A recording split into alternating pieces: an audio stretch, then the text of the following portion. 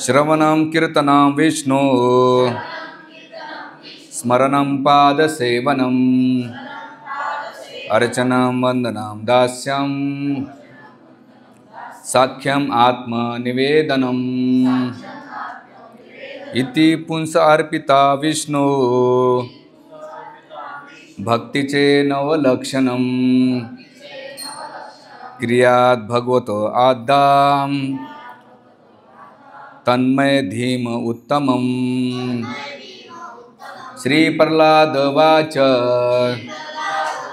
श्रवणं कीर्तनं विष्णु स्मरणं पादसेवनम् अर्चनं वन्दनं दास्यं साख्यम् आत्मनिवेदनम् इति पुंसार्पिता विष्णु भक्तीचे नवलक्षणम् क्रियात् भगवत आधाम तन्मय धीव उत्तमम् श्री प्रह्लाद वाच श्रवणं कीर्तनं विष्णु स्मरणं पादसेवनम् अर्चनं वन्दनं दास्यं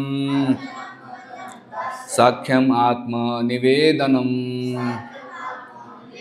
इति पुंसार्पिता विष्णु भक्तीचे नवलक्षणम् क्रियात् भगवतो आदां तन्मय धीम उत्तमम्। हरे कृष्णा। कितने लोगों को मराठी समझ में नहीं आती है? हाथ ऊपर कीजिए।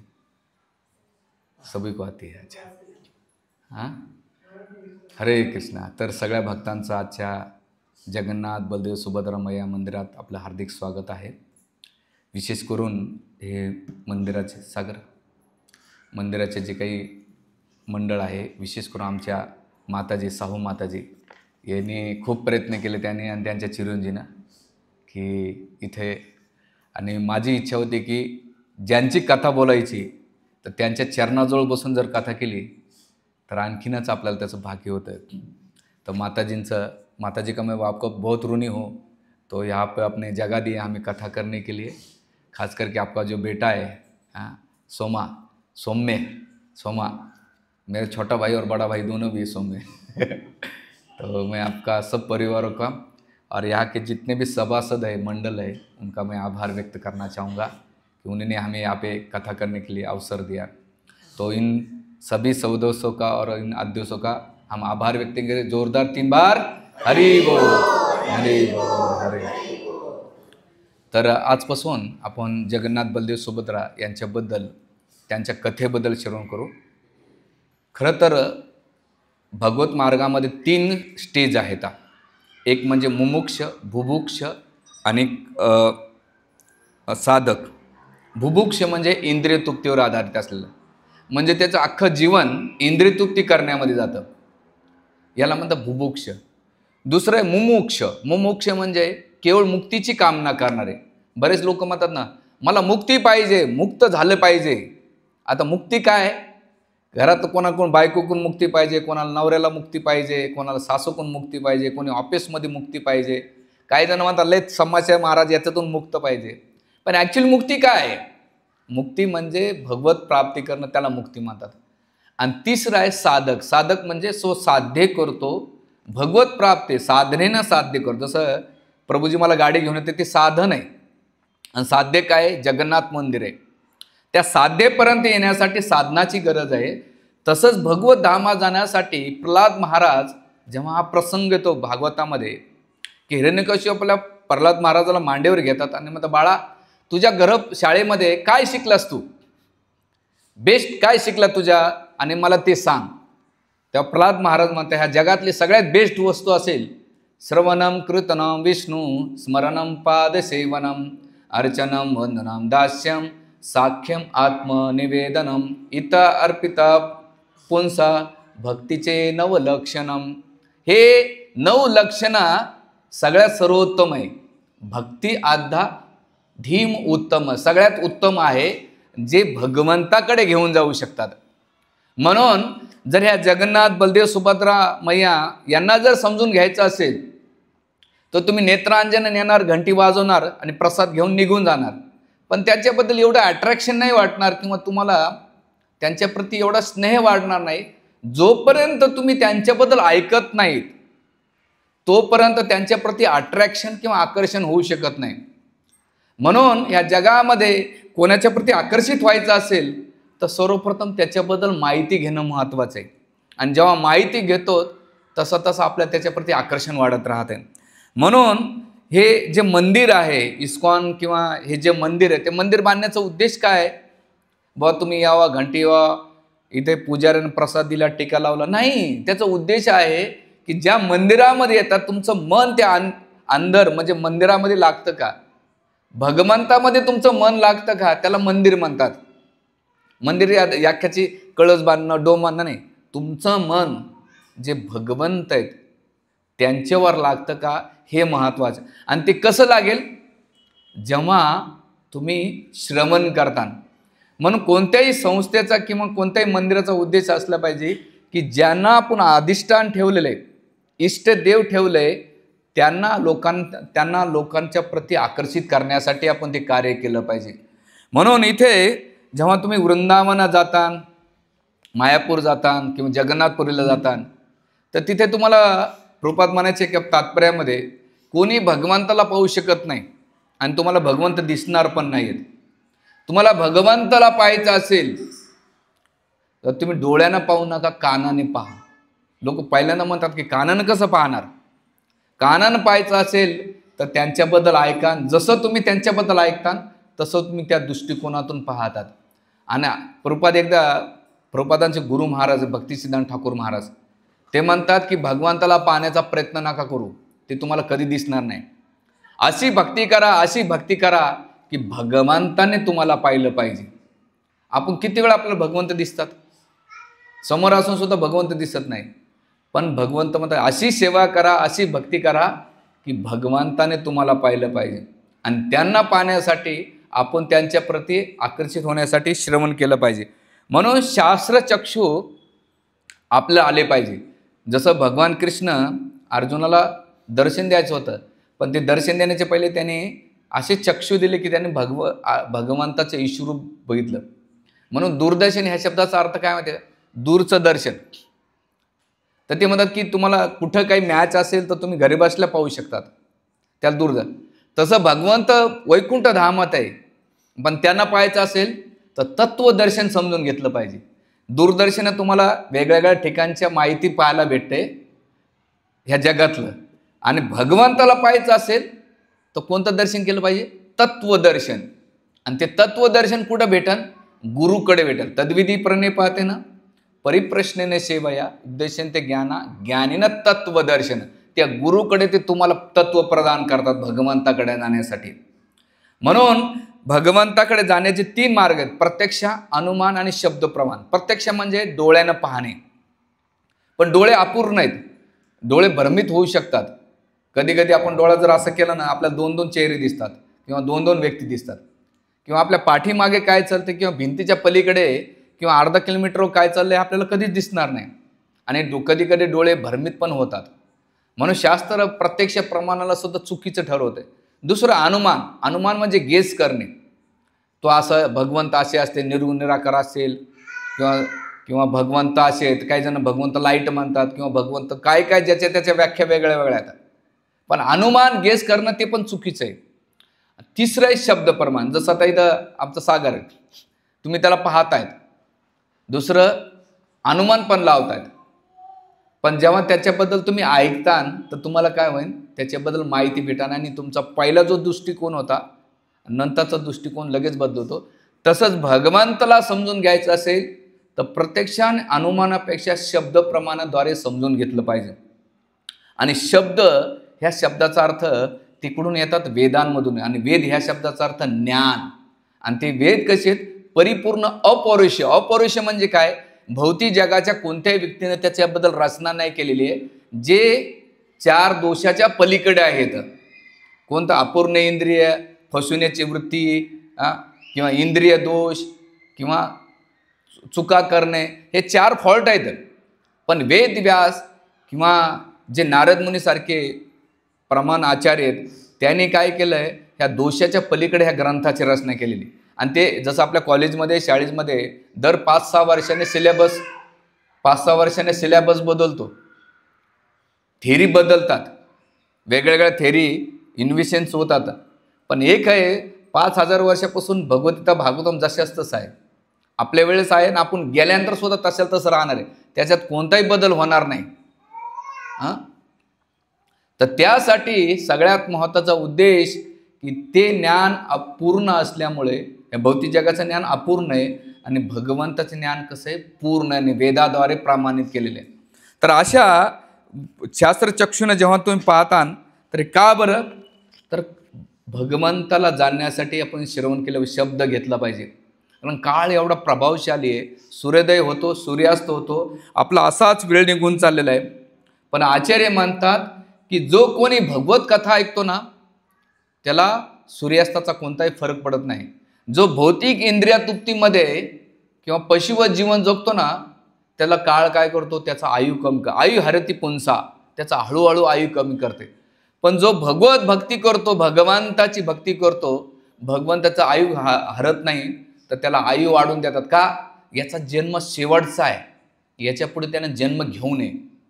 आणि जो भौतिकवादी आहे तो ऑलरेडी पशुवत इंद्रियतृप्ती जगत असतो, पण ते म्हणतात की याला आयु वाढवून उपयोग नाही, इंद्रियतृप्ती करून नरकातच जाणार आहे, त्यापेक्षा लवकर गेलेला बरा, म्हणून त्याचा आयु कमी करतात. आता तुम्ही म्हणतात कसं आहे, तर भागवताच्या 6व्या स्कंदामध्ये अजामिळाने एवढं पाप केलं, दुराचार केला होता, पण यमदूत त्याचा आत्मा घेऊन जात होते. पण त्याच्या हरिनामामुळं भगवंताने, त्याचं खूप डिस्कशन आहे, जास्त विस्तृत जात नाही, भगवंताने त्यांना किती आयु वाढून दिली माहिती आहे का? 12 वर्षे. आणि ते कुठे गेले? हरिद्वारला गेले, तिथे जाऊन भगवत नाम जप केला आणि भगवत प्राप्ती केली. मग ह्या जगामध्ये वाढदिवस साजरा करतो, आपल्या वाढदिवसानं वाढतं का? नाही. पण हरिनामामुळे, भक्तीमुळं आणि श्रवण कीर्तनामुळं आयु वाढते. कधी तुम्ही ऐकलं नसेल प्रवचन कीर्तनामध्ये कोणाला अटॅक येऊन मेला, यमदूत भरकत नाही. जिथं भगवंताची कथा आहे, कीर्तन आहे, तिथे यमदूत किंवा यमराज अजिबात फिरकत नाही. एवढं ते हरिनाम आणि हरिकथेचं महत्त्व आहे. हरी अनंत, हरिकथा अनंत. भगवंताची कथा अनंत आहे आणि हरी कसे आहेत? अनंत आहेत. तर ते भगवंत आपल्याला आपल्या कृपाद्वारे येतात. म्हणून इथं म्हटलं जातं की भगवत कथा कोणताही काळ प्रभावित करत नाही. तर त्यासाठी आपण काय केलं पाहिजे? भगवंताच्या कथा ऐकल्या पाहिजेत. आणि भगवद्गीतेमध्ये अर्जुनाने प्रश्न विचारला आहे की भगवंता, तुमच्या भक्ताची डेफिनेशन काय? तुमच्या भक्ताची व्याख्या काय? भगवंत क्लिअर करतात. काय म्हणतात? मच्चित्ता मद्गत प्राणा बोधयंत परस्परम कथयंत माम नित्यम तुष्यंती च रमंती च. मच्चित्ता, त्यांचं चित्त माझ्यामध्ये लागलेलं आहे. मद्गत प्राणा, त्यांचा प्राण माझ्यामध्ये लागलाय. आणि ते काय करता?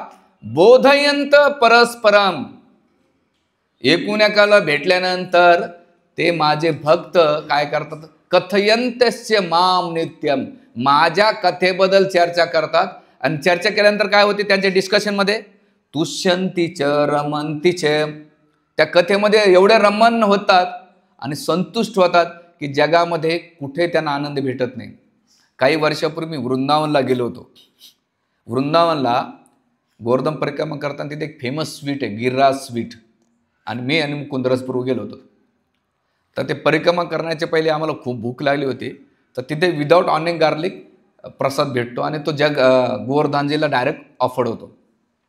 तिथे आम्ही प्रसादाला गेलो. तर आम्ही काय केलं? ढोकळा आणि कचोरी घेतली होती. तिथे दुसरं काही भेटत नव्हतं, जिलाबी घेतलं होतं. तो ब्रेकफास्टचा आयटम आहे.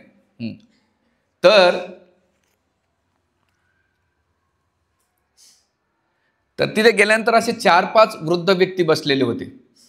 आणि वृद्ध व्यक्ती बसल्यानंतर ते काय चर्चा करू लागले माहिती आहे तुम्हाला? ते नाश्ता करताना रामचरित्राच्या मानसमधल्या काय म्हणू लागले? ते चोपाया म्हणू लागले. हा एक घास खातो, तो 2-4 चोपाया म्हणतो, तो 2-3 चोपाया म्हणतो, ते घास खातो. आणि त्या चोपायामध्ये ते नुसत्या चोपायच म्हणत नाहीत, त्याबरोबर ते डिस्कशन करत होते आणि त्याच्यात आनंद घ्यायचे की भरतजीने ऐसे कहा, अच्छा अच्छा भरतजी ऐसे कह रहे थे, और रामचंद्र जी ने और मैया जानकी ने मैथिली ने ऐसे कहा, अच्छा. और ते 4-5 जण खातायत आणि कशामध्ये आनंद घेतायत. जसं आपल्या गाव गप्पा लोकांचं धुणं धुण्याला किती आनंद भेटतो ना, हां, कारण आपलं चित्त लागलेलं आहे. पण त्यांना तिथं कशामध्ये चित्त लागलं, कशामध्ये आनंद घेतो होते ते, भगवंताच्या कथेमध्ये आनंद घेतो. आपण कशामध्ये घेतो, बाई गलीत काय चाललंय आणि बाबा लोक मध्ये राजकारण काय चाललंय, मोदीनं काय केलं आजकाल, किंवा आपल्या इलेक्शन कधी आलं नाही तो, अरे तुला काय करायचं, इलेक्शन येऊ नये तुला काय, तो देणार आहे का एखादा पेढा खाला. हां, त्याला मी सरळ भाषा सांगतो, गावचं धुणं धुणे, बाकी काही नाही. म्हणजे उठल्या बसल्या याच्या त्याच्या निंदा करणं, हे करणं, म्हणजे आपल्याला ज्याच्यात जे इंटरेस्ट आहे तीच गोष्ट आपण डिस्कशन करतोय. जी गोष्ट आपल्याला इंटरेस्ट नसेल ते आपण डिस्कशन नाही करत.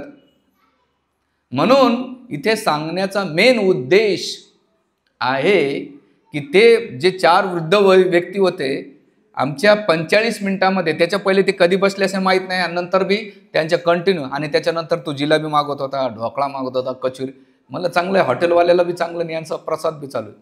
आणि ह्या टायमामध्ये तेवढंच मी दृश्य पाहिलं. म्हणून एक भक्त त्याचं लक्षण हे आहे की तो जेव्हा एकूण एकाला भेटल्यानंतर भौतिक संसाराच्या गप्पा नाही मारत, तो काय करतो, भगवत चर्चेबद्दल विचार करतो. का बरं, ह्या जगामध्ये एकमेव शाश्वत व्यक्ती जी असेल, वस्तू असेल डिस्कशन करण्याची, ते केवळ भगवंत आहेत. कारण या जगामध्ये किती चर्चा केलं ना, जसा स्वतः असतो ना चिंगम पहिल्यांदा खायला खूप गोड वाटतंय, नंतर लोक बबल्स फोडतात त्याचे, काय करतात, बबल्स फोडतात. तसं या भौतिक संसाराचा रोस आहे ना, थोडाफार बरं वाटतंय, पण नंतर त्याच्यामध्ये काही इंटरेस्ट राहत नाही. म्हणून खरा आनंद घ्यायचा असेल तर माणसाने भगवद्गीता घेतली पाहिजे.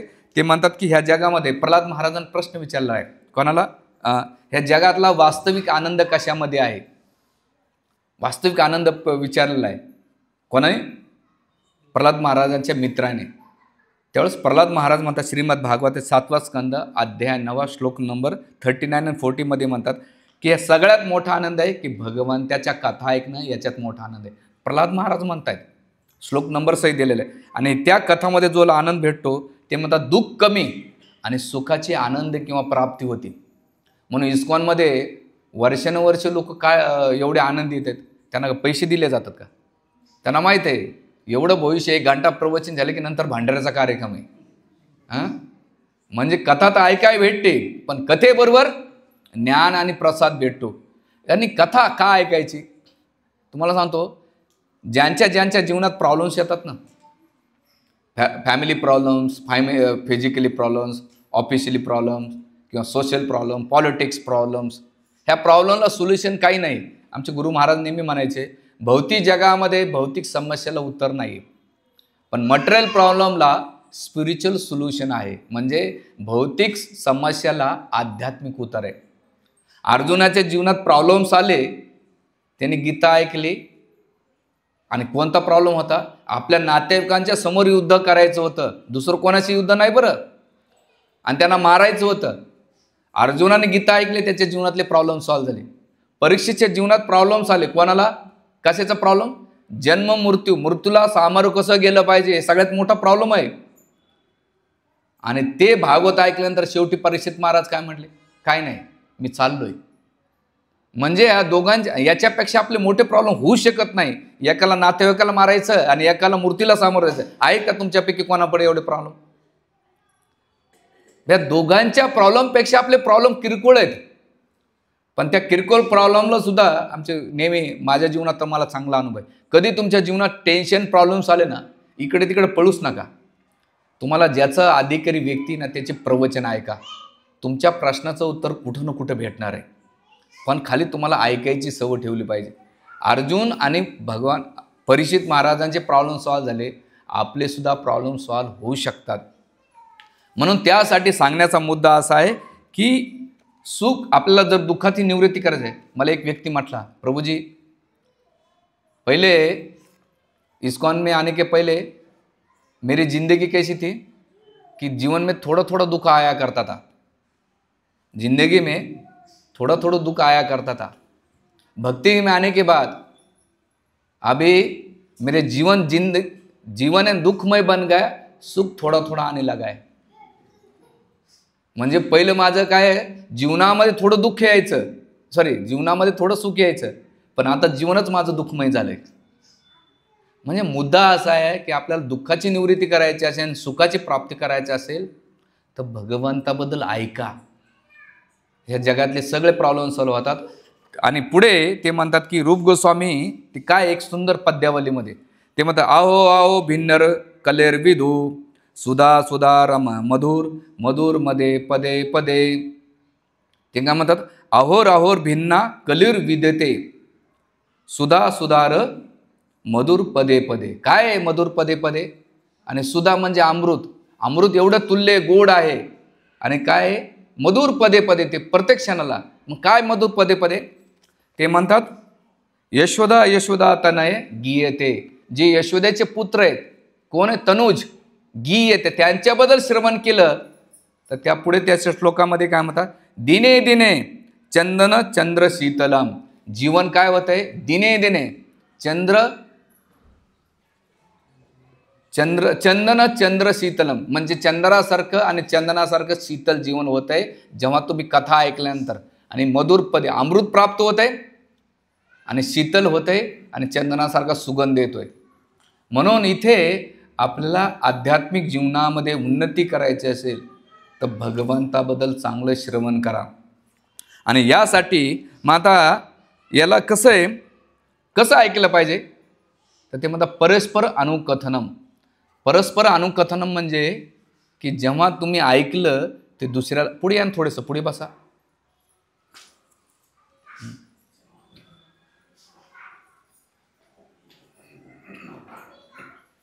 परस्पर अनुकथनम म्हणजे जेव्हा तुम्ही एकत्र भेटतात तेव्हा त्याचं काय केलं पाहिजे? चर्चा केली पाहिजे। जसं तुम्हाला आठवत असेल, तुम्ही रवी लोणी करतात ना, लोणी जसं जसं लोणी केल्यानंतर काय होतंय, त्या ताकातून लोणी बाहेर येतं ना। त्याच प्रकारे आपल्या जीवनामध्ये जेव्हा तुम्ही भगवद्गीता ऐकतात, भागवत ऐकतात, तो तुम्हाला आनंदाचं लोणी प्राप्त होते। जसं आता तुम्हाला प्रश्न पडला असेल, लोकांना प्रश्न पडतो, अहो आम्ही एवढं ऐकतो, आम्हाला भगवंताच्या प्रती आकर्षण का वाढत नाही?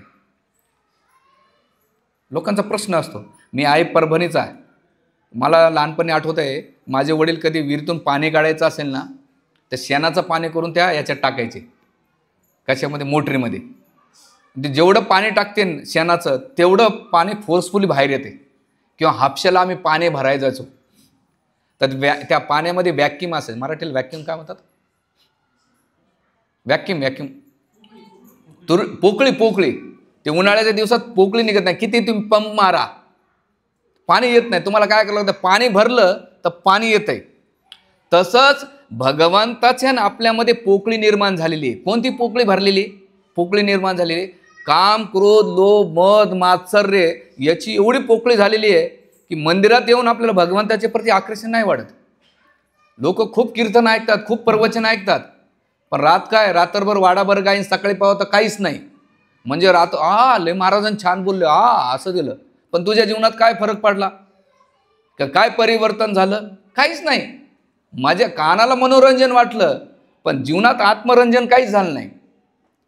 म्हणून ती पोकळी काढण्याचं काम भगवंताला हृदयातून बाहेर काढायचं असं। तुम्हाला खेडेगावात कधी गेला असाल ना तर पहिले लोक काय करायचे, माझ्या घरी चूल असायची तर माझी आई काय करायची, रात्री राख असायची ना, सकाळी फुफकार मारायचे, त्याच्यातून तो निखारा बाहेर यायचा आणि नंतर मग एखाद्या कागदावर टेकून त्याला फूक मारून पुन्हा अग्नी पेटवायची। तसंच त्याला ती राख बाहेर काढली की तो निखारा काय करतो, प्रज्वलित करतो। त्याच प्रकारे आपल्या जीवनामध्ये राख साचलेली, कोणती राख साचलेली आहे? ह्या काम, क्रोध, लोभाची। त्याला नुसतं फुफकाराचं मारायचं काम करायचं। फुफकारा म्हणजे काय? नुसतं श्रवण करीत राहा। तुम्ही भगवंताच्या प्रती कधी आकर्षित होता ना हे तुम्हाला कळणार सुद्धा नाही। पण फूक मारणार हे पाहिजे, नाही तर काही फूक मारतात थुकून टाकतात त्याच्यावर, गडबड करून टाकतात। नाही, प्रामाणिक श्रोत्याकडून ऐकलं पाहिजे आणि हळूहळू भगवंताच्या जशा श्रवण करतात तसं तसं तुम्हाला भगवंताच्या प्रती आकर्षण वाढन। आणि भगवत भक्तीचा पहिलं स्टेप म्हणजे चांगलं श्रवण करणे. श्रवणामध्ये कोणतं? एक म्हणजे दोन प्रकारचे असतात. काही लोक भावनिक ऐकतात, एकदम डोळे मिटून मनोरंजन. मनोरंजनापेक्षा आत्मरंजन, की हे तत्व, हे सिद्धांत, हे कथा माझ्या जीवनात, माझ्या व्यवहारामध्ये, माझ्या कृतीमध्ये, माझ्या वाणीमध्ये कसे अप्लाय झालं पाहिजे, इम्प्रूव्हमेंट झालं पाहिजे, त्याच्यावर ते केली पाहिजे. म्हणून इथं आचार्य सांगतात की आपण काय केलं पाहिजे, की जसं परस्पर अनुकथनम ते संघामध्ये ऐकलं पाहिजे. जसं दारुडे लोक असतात ना, ते एकटे कधीच प्यायला बसत नाही. एकटे पिले तर किती पेणार? 1-2 गिलास पेणार. मी पाहिले बरं, मी अनुभव घेतला नाही, तुम्हाला सांगतो. हां, काय ते 4-5 जर बेसले ना तर ते एकत्र खूप पितात दारू, एकटा नाही पिऊ शकत. त्याच प्रकारे आपण आता तुम्ही एकटे जर कथाला बसले इथं, तर मी 5-10 मिनिटात कथा आटपेन की बा एकट्या माणसाला काय सांगायचं. आज तुम्ही एवढे गर्दीनं बसले तर माझा पण तेवढा उत्साह येतो. मला चांगलं आठवत आहे, गांजा पिणाऱ्या लोकांना मी पाहिलेले जवळून जरा. हे मला काय पाहण्याची सवय. तर तो एक जण चोळतोय, त्याच्यामधले दाणे काढून टाकतो तो, आणि एक जण चिलीपमध्ये भरतो, तिसरा पेटवतो आणि चौथा झुरका मारतो. काय प्रेम आहे त्यांच्यामध्ये. आहा, किती मदत करता एकोण्याकाला, किती दयाळू कृपाळू, त्यांच्यावर दुसरा कोणीच नाही. म्हणजे एक जण चोळणार, दुसरा भरणार, तिसरा पेटवणार, चौथा झुरका मारणार, मग त्याचा उष्टा प्रसाद त्याला देणार, तो असा सगळ्याला डिस्ट्रीब्यूट होणार. म्हणजे गांजा प्यायचा असेल, दारू प्यायचा असेल तर संगतीची गरज लागते. तसंच कथा ऐकायची असेल तर भक्ताच्या संगतात लागतं. संताच्या संगती तोच मनोमार्गगती. संतांच्या भक्तांच्या संघामध्ये बसलं तर तिथे कथा ऐकली पाहिजे. असं नाही की चला बसले बाबा, नाही. तिथे ती कथा जेवढं तुम्ही ऐकतान तेवढं तुम्हाला इंटरेस्ट भेटन. आणि भक्तीमध्ये एक फायदा आहे, काय द्यायचं घ्यायचं काही नसते. बऱ्याच वेळा काही भक्त असे काम करतात, झोपल्याला उठवतात. ऐक, भले हा झोपून जाईन पण त्याला उठवतो, तू ऐक. हां, आमच्या मंदिरात स्टार्टिंगचा अनुभव आम्ही आश्रममध्ये आल्यानंतर, म्हणजे या जगामध्ये सगळ्यात हितचिंतक तेच आहेत. मंगलारतीला शेजारच्याला उठून राहतील, उठ मंगलारतीचा टाईम झाला आहे, मग त्याला उठून बाथरूम पाठवून हे ब्लँकेट घेऊन झोपणार. म्हणजे किती हितचिंतक, किती कृपळ आहे. आता थंडीच्या दिवसामध्ये आज बी 3:30लाच आमचा एक भक्त आला आणि नेमकं माझ्या डोक्याजवळ जप करी बसला. त्याला म्हटलं, भाऊ तू मला माझी जागा भेटली का? मला तू असं काही उठणार नाही 4च्या पहिले, म्हणून तुला उठवायला. मला धन्यवाद. त्याला मी पॉझिटिव्ह घेतलं. म्हणजे सांगण्याचा मुद्दा असा आहे की भक्ताच्या संगतीमध्ये आपल्याला एकूण पुश करायचं असतं.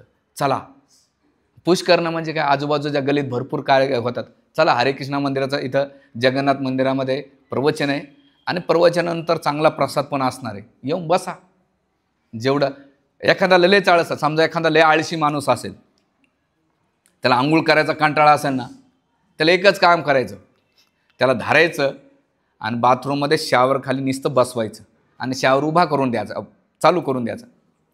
5-10 मिनिटांना आपाप नाही का किती घाण जरी असेल ना, तो स्वच्छ झाल्याशिवाय राहत नाही. बरोबर. त्याच प्रकारे एखाद्याला काही सुधारायची गरज नाही, त्याला वाटत नाही मग मी काही चेंज करायला, परिवर्तन करायला, अजिबात नाही. त्याला सत्संगाला येऊन बसवा. जसा जसा सत्संगाला येऊन बसेल ना, तुम्हाला विश्वास येणार नाही. तुम्हाला सांगतो की त्याच्या जीवनात कधी जसं त्या नळाखाली बसल्यानंतर तो स्वच्छ होतो, तर त्याच प्रकारे सत्संगामध्ये तुम्ही निस्ते बसले रे बसले तर तुमच्या जीवनात कधी परिवर्तन होऊन जाईन हे तुम्हाला सुद्धा कळणार नाही. एकदा साधूकडे एक शिष्य होता. म्हणे, का हो महाराज, साधू महाराज, नेहमी नेहमी सत्संगाची काय गरज आहे, नेहमी नेहमी प्रवचन ऐकण्याची काय गरज आहे, काय गरज आहे? तर ते म्हटले, एक काम करे, तांबे आहे ना, रोज तू घासतो ना पितळाचा तांब्या, त्याला काय होतो, घाण होतो ना, त्याला हिरवं लागतंय, हे घेऊन जा आणि ठेवून दे. आणि मग ठेवून दिल्यानंतर 15 दिवसानं तो तांब्या आणला आणि त्याला म्हटले घास. तर त्याने पहिले प्रश्न होता की रोज रोज घासायची काय गरज आहे? ते म्हणले ठेवून दे. मग 15 दिवसानंतर म्हटले तांब्या घास. एकदा घासल्यानंतर तो निघाला नाही. किती वेळा घासावं लागले? भरपूर वेळा घासल्यानंतर ते तांब्या कसा झाला? स्वच्छ झाला. तर त्याच प्रकारे गुरु म्हणतात शिष्याला की राजा, रोज रोज तू तांब्याला घासला असतं तो स्वच्छ राहिला असता, पण तो तांब्या 15 दिवसापासून आतमध्ये असल्यामुळं काय झालं, खराब झालाय. त्याला स्वच्छ ठेवायचा तर रेग्युलर घासावं लागेल. तसंच बुद्धीच्या चेतनेला महिन्यातून वर्षातून एकदा ऐकलं तर स्वच्छ होणार नाही. रेग्युलरली याला वॉश करावं लागेल. आणि रेग्युलरली म्हणजे काय, आमचे भक्तिसिंह ठाकूर महाराज म्हणतात, सकाळी उठल्यानंतर झाडू घ्यायचा आणि पहिले मानाला हाणायचं. याचा अर्थ उद्या घेऊन डोक्यात हाणू नका.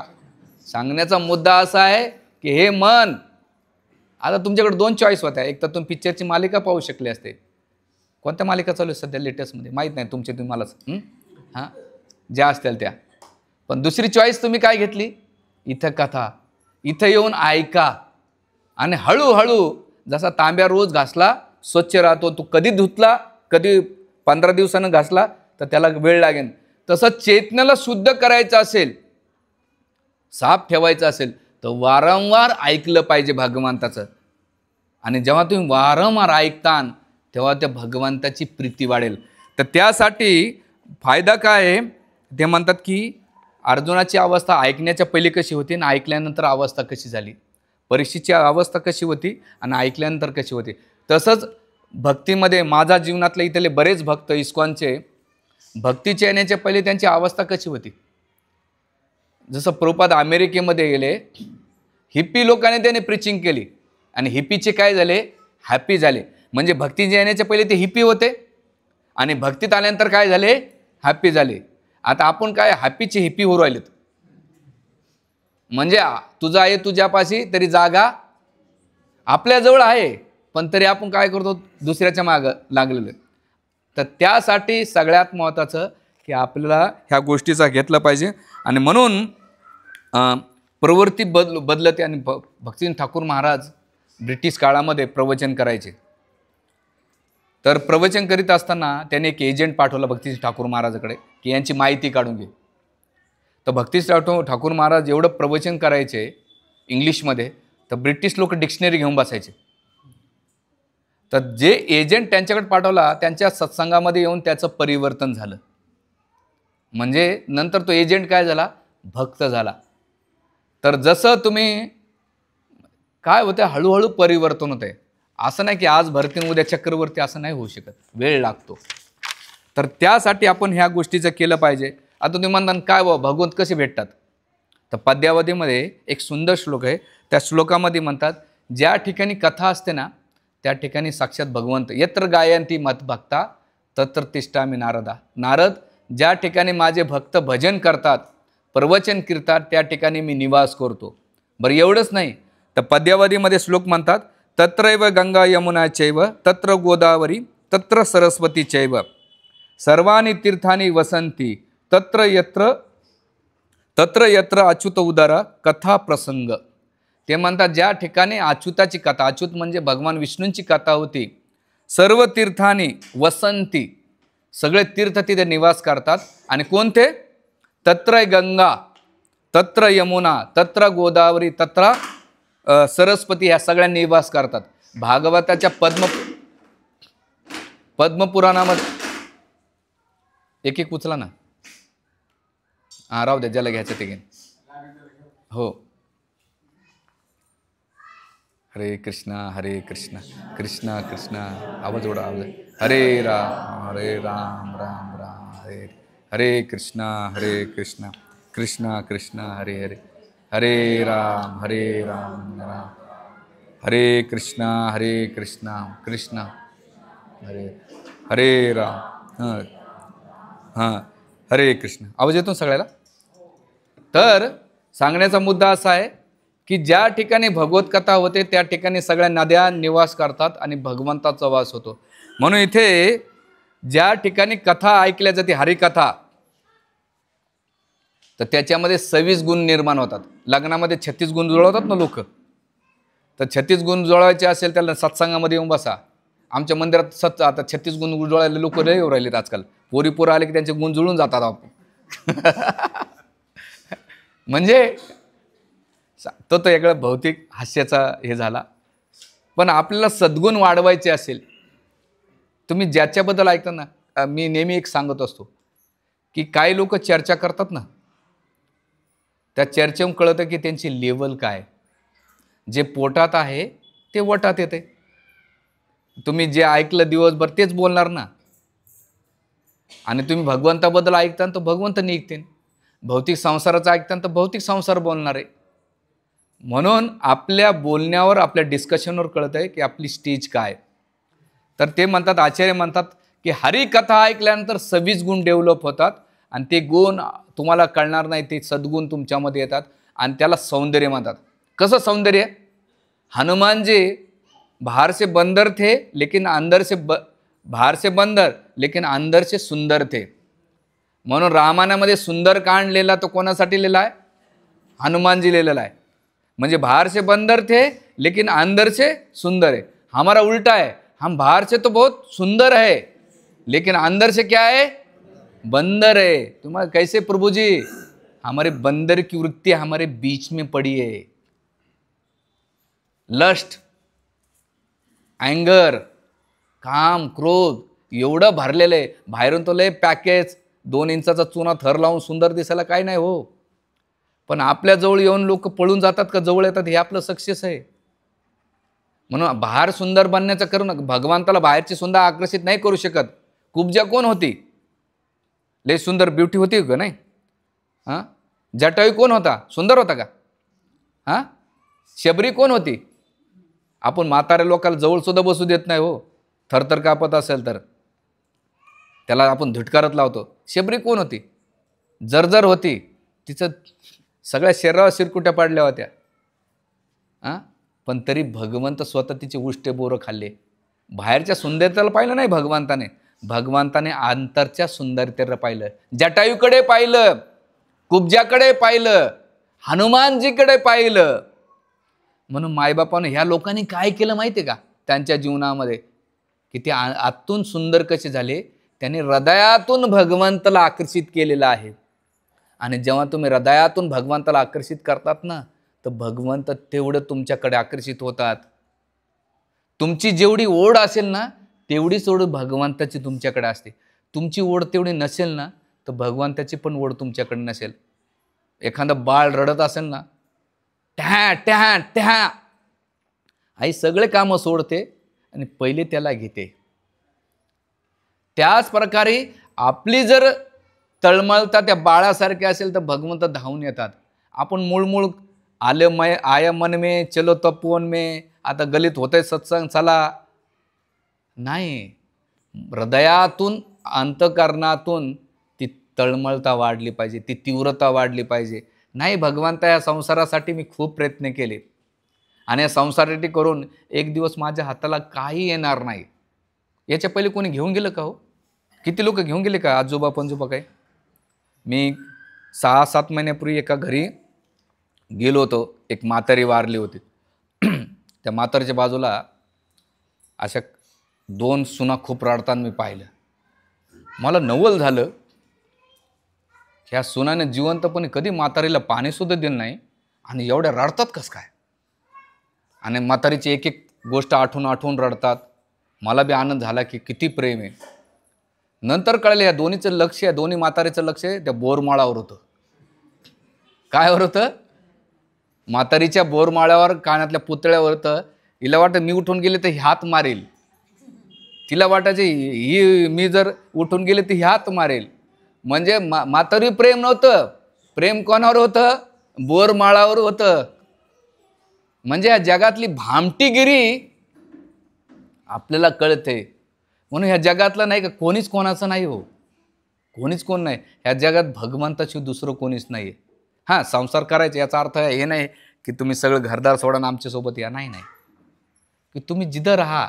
तुकाराम महाराज म्हणतात की ज्याप्रमाणे कमळ असतं ना, चिखलात राहतो पण चिखलात राहून सुद्धा पाण्याला स्पर्श होऊ देत नाही, तसं संसारात राहा. संसाराशी चिखल तुम्ही म्हणले, कमळाला म्हणले मी शुद्ध पाण्यात ठेवून किंवा बाहेर ठेवून, नाही येणार.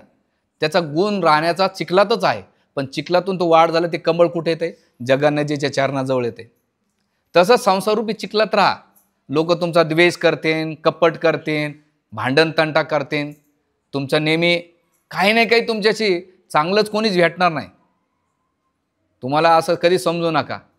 पण याच्यामध्ये एक आहे, या चिखलामध्ये दलदलीत राहताना एक ध्यानात ठेवायचं की भगवान पांडुरंगा कृष्णा जगन्नाथ तू माझा आहेस रे, दुसरं कोणी नाही, मी तुझा आहे आणि तू माझा आहे.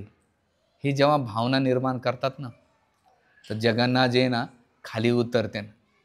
मने नाही भाव देवा मला पाव, देवा काय बाजारचा भाजीपाला नाही रे. ते भाव निर्माण केला पाहिजे आणि आपल्याला इथेच सगळं प्राप्त होतं. म्हणून त्यासाठी तुकाराम महाराज आपल्या त्यांच्या जीवनातला एक प्रसंग आहे की एक म्हातारी प्रवचनाला बसली आणि बसल्यानंतर सगळे लोक उठून गेले आणि गेल्यानंतर तुकाराम महाराज पहाट झाली. तुकाराम महाराजांनी डोळे उघडले, त्याने पाहिले सगळे उठून गेले, एक म्हातारीच राहिली होती. म्हणे बाई तुझं किती आवड आहे कथेमध्ये. नाही कोणते कथेत आवड आहे, तुझ्या पायाखालची जी घोंगडी ती माझी म्हणून मी बसली इथं. हां असं तर नाही ना तुमच्यापैकी कोणी? जसं एक म्हातारी अशीच प्रवचनाला बसली होती. ती जसं प्रवचन चालू झालं की रडायची. बाबाला वाटलं असा कोणता मर्म आहे की म्हातारी रडायला लागती. 1 दिवस झाले, 2 दिवस झाले, 4-5 दिवस झाल्यानंतर 6व्या दिवशी बाबाला राहवलं नाही. म्हणे आजी काय गाय एवढी तू का रडती, तू माझ्या प्रवचनामध्ये असं तुला कोणतं मर्म आवडलं की त्याच्यामुळे तू सारखं सारखं डसडस रडते. म्हणली कोणता प्रसंग? नाही बाबा म्हणली, काय होत आहे, मी तुझी दाढी बघते ना तर माझ्या बोकड्याची आठवण येते, माझं बोकडं हरवलंय आणि त्या बोकड्यामुळे मी रडते. म्हणजे तुझ्या दाढीकडे पण माझ्या बोकड्याची आठवण येते आणि त्याच्या बोकड्याच्या आठवणामध्ये मी रडते. तसं सत्संगाला बसल्यानंतर आपलं शरीराने इथं बसलात पण मनाला तिकडे बसता नाही, तर चित्त आपल्याला लागलं पाहिजे. मुद्दा असा आहे की आपण ते गोष्टी मनामध्ये साठवून घेतल्या पाहिजे. मी एक आमच्या रेग्युलरच्या भक्तांना एक सांगत असतो. काही वर्षापूर्वी वणीला गेलो होतो, हा प्रसंग माहीत आहे. देवदर्शन प्रभू आता ते वारले, त्यांचं वय होतं ते 78-80च्या आसपास. तर ते बसल्यानंतर त्याचे थरथर कापायचे, त्यांना जप होत नव्हता आणि बाथरूममध्ये बसलं तर उठता येत नव्हतं, उठलं तर बसता येत नव्हतं आणि बसलं तर उठता येत नव्हतं, असं वाईट अवस्था होती. तर जानकीतून त्यांना एक प्रश्न विचारला की दादा तुम्ही वेळ कसा घालवतात? ते म्हणते बघ आम्हाला त्या जुने नाव जानकीनाथ, मारुती, लीला प्रेम, सहस्री, शीर्षपूर असे जुने नाव. ते म्हटले बघ मी जेवढ्या यात्रा केल्या, कथा कीर्तन ऐकल्या, आता माझं शरीर नाही का, आणि त्याची शेती किती होती, 100 एकर द्राक्ष बाग आहेत, खूप श्रीमंत व्यक्ती. ते म्हटले मी जेवढे प्रवचन कीर्तन ऐकले ना, आता मी काय करतो, माझ्या वार्धक्यामध्ये ते स्मरण करून मी दिवस काढतो. त्यांनी उदाहरण दिले, समोर गाई बैल आहेत ना, दिवसभर जे गवत खातात ते रात्री रवंत करतात. पोरं आता तुमच्या शरीरामध्ये ताकद आहे, आता चांगलं श्रवण करा, कीर्तन करा, सेवा करा, भक्ती करा. एक असा वेळ येईन म्हातारपणे तुमच्या आजूबाजूला तुमच्याजवळ कोणी नसणार आहे. तुम्ही ज्या गोष्टी जीवनभर केल्या त्याच गोष्टी तुम्हाला आठवणार आहेत. जीवनभर संसाराची, मुलाची, नातवाची, पंतूची सगळ्याची चिंता केली, जीवनभर भांडले, तर म्हातारपणे तुम्हाला त्याच गोष्टी आठवणार आहेत. पण जीवनभर तुम्ही भगवंताची कथा केली, कीर्तन ऐकले, प्रवचन ऐकले, दर्शनाला आलात, यात्रेला गेलात, प्रसाद खाल्ला, हरिनामाचा जप केला, हरे कृष्णा हरे हरे, हरे राम राम राम हरे हरे. ते म्हणतात गाय बैल जसे दिवस खाऊन रात्री रवंत करतात, तसं दिवसभर तुम्ही जीवनभर जे रवंत खाता आणि तेच म्हातारपणे रवंत करणार आहेत. पोरं आता तुम्हाला संधी आहे, त्याचं काय करायचं तुम्ही ते ठरवा. आणि त्या दिवसापासून मी ठरवलंय की नाही, जास्तीत जास्त वेळ आपण भगवत कथेमध्ये घातलं पाहिजे. आणि आता तुम्हाला ह्या भगवत कथेचं महत्त्व झालेलं आहे. तर इथे आपण ते श्रवण केलं पाहिजे. आणि कसं केलं पाहिजे ते म्हणतात की त्या कथा ऐकल्या पाहिजे. 3 प्रकारचे श्रवण आहे की त्यांच्या जीवनात परिवर्तन झाले. पहिलं जे श्रवण होतं, अर्जुनाने आता सुभद्रा माई उदाहरण आठवलं. अर्जुन काय करू लागले, सुभद्राला कथा करू लागले. आणि सुभद्राला युद्धाबद्दल काही इंटरेस्ट नव्हता, आवड नव्हती, सांगायचं म्हणून ऐकते. पण ऐकता काय झाली, ती झोपी गेली. आणि त्याचा दुष्परिणाम काय झाला माहिती आहे का? अभिमन्यू त्याने चक्रव्यूहचं अर्धच ऐकलं होतं. आणि ऐकल्यानंतर महाभारताच्या युद्धामध्ये चक्रव्यूहमध्ये मारलं. आचार्य तिथं प्रश्न विचारता असं का? त्याचं कारण ते सांगतात की सुभद्रानं अर्धवट ऐकलं होतं आणि त्याचं पूर्ण ऐकलं असतं तर पूर्ण झालं. दुसरं, परीक्षित महाराजाने कोणाच्या गर्भामध्ये ऐकलं? उत्तराच्या गर्भामध्ये, आईच्या गर्भामध्ये ऐकलं आणि ते भगवंताचे महान भक्त झाले. प्रल्हाद महाराज कयादूला जेव्हा दैत्य हे घेऊन जात होते, देवता घेऊन जात होते, नारद मुनी म्हटले नका घेऊन जाऊ, भगवंताचा महान भक्त त्यांच्या गर्भामध्ये असणार आहे. आणि प्रदक्षिणा केली आणि त्याने आपल्या आश्रमामध्ये कयादूला कथा केली. पण कयादूच्या कथामध्ये काय माहिती आहे, भागवतामध्ये कुठेही वर्णन येत नाही की कयादू भक्त झालेली. कोण भक्त झाला? प्रल्हाद महाराज. कारण गर्भामध्ये सुद्धा बघा, सगळे इंद्रिय तुम्ही झोपा किंवा डेड बॉडी असू द्या किंवा कोमामध्ये राहू द्या, सगळे इंद्रिय बंद होऊन जातात, एक इंद्रिय उघडे राहतात. कोणते? श्रवण इंद्रिय. जसं आमचे शिवाजी पिठलवाड प्रभू होते, ते कोमामध्ये होते, मी त्यांना भेटायला गेलो सिटी केअर हॉस्पिटलला. तर बाकीचे इंद्रिय त्यांचं काही रिस्पॉन्स करत नव्हते, पण त्याचे एक श्रवण इंद्रिय, मला हरे कृष्ण प्रभू, ते असं करे म्हणजे सांगायचं मुद्दा, तुम्ही झोपेत एखादा खूप झोपलेला असेल गाढ, पण तुम्ही त्याला आवाज द्या, तो झोपेतून उठून जातो, दचकून उठून जातो. तसंच भौतिक संसारामध्ये आपण झोपलेलेच आहोत. फोन सायलेंट करून ठेवा ना, तुम्हाला जमत नसेल तर बाजूवाले कोण करून घ्या. तर आपण या भौतिक संसारात झोपलेले, पण आपल्याला उठवायचं कार्य कोण करतंय? कथा करते. म्हणून जेवढं तुम्ही कानात भरून घेता तेवढं तुमचं. कयादूनं ऐकलं, ती झाली नाही, पण प्रल्हाद महाराज झाले. परीक्षित महाराज झाले, उतारानं ऐकलं परीक्षित महाराज. आणि दुसरं, छत्रपती शिवाजी महाराजांची आई जिजाबाई, तिने रामायण महाभारत ऐकले, म्हणून छत्रपती शिवाजी महाराज राज ऋषी झाले. म्हणजे राजा असून काय झाले? ऋषी झाले. ते त्यांचं जीवन ऋषीसारखं होतं. का? तर त्यांनी प्रामाणिकपणे श्रवण केलं भगवंताबद्दल आणि तसे गुण सद्गुण त्यांच्यामध्ये निर्माण झाले. तर त्याच प्रकारे आपण काय केलं पाहिजे? श्रवणम, मननम आणि निधिध्यासनम. श्रवण करा, श्रवण केल्यानंतर निधिध्यासन म्हणजे काय केलं पाहिजे? मनन. अरे आज प्रवचनामध्ये काय सांगितलं त्याच्यावर मनन. आणि निधिध्यासन, निधिध्यासन म्हणजे जेवढं आत्मसात करता येईल तेवढं आत्मसात करा. आणि असं केल्यानंतर काय होईल? हळूहळू आपले जसे विचार असेल तसं आचरण होईल, आचरणातून तसा प्रचार होईल. तुमचे जे विचार नकारात्मक विचार असेल तर तुमचं आचरण पण नकारात्मक असेल आणि तुमचं वागणं बोलणं पण प्रचार, लोक तुम्हाला तसं. तुमचा विचार चांगला असेल तर तुमचा आचार चांगला होतो आणि आचार चांगला असेल तर प्रचार चांगला होतो. आणि ते विचाराच्याच माध्यम. आणि ते विचार कुठून भेटेन? भगवद्गीता, श्रीमद भागवतम, रामायण, महाभारत, वैदिक ग्रंथ, भक्तिरसामृत सिंधू, ईशोपनिषद, उपदेशामृत, असे कितीतरी ग्रंथ आहेत की त्याचं वारंवार तुम्ही प्रवचन केलं पाहिजे. म्हणून प्रवचन करण्याच्या एक पहिली गोष्ट म्हणजे नम्रता येते, अहंकार दृष्टीनं निघून जाते. याच्यावर खूप वेळ म्हणजे खूप काही कथा आहे, त्याच्यावर वेगळा प्रसंग वेगळा होऊ शकते. दुसरं, भौतिक लाभ नसावा कथेमध्ये, की मला पुण्य भेटल किंवा काहीतरी माझ्या लाभ फायद्यासाठी येतं. जसं मी राजीवनगर 87 भवनमध्ये एकदा गीता कोर्स करीत होतो.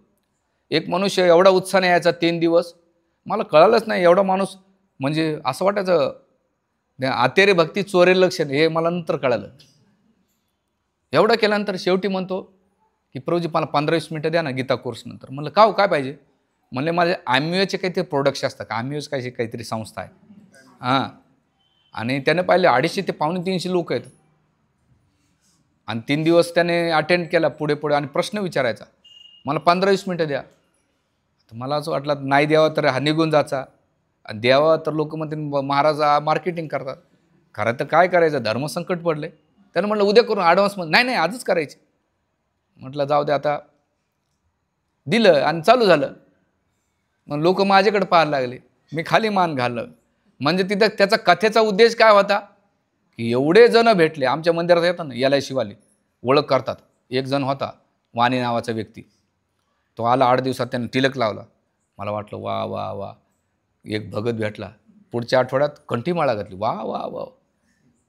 पुढच्या आठवड्यात धोती कुर्तावर बायको बी आली, लेकरं बी आली, तिलक. आज भरतीन उद्या चक्रवर्ती, वा वा वा वा.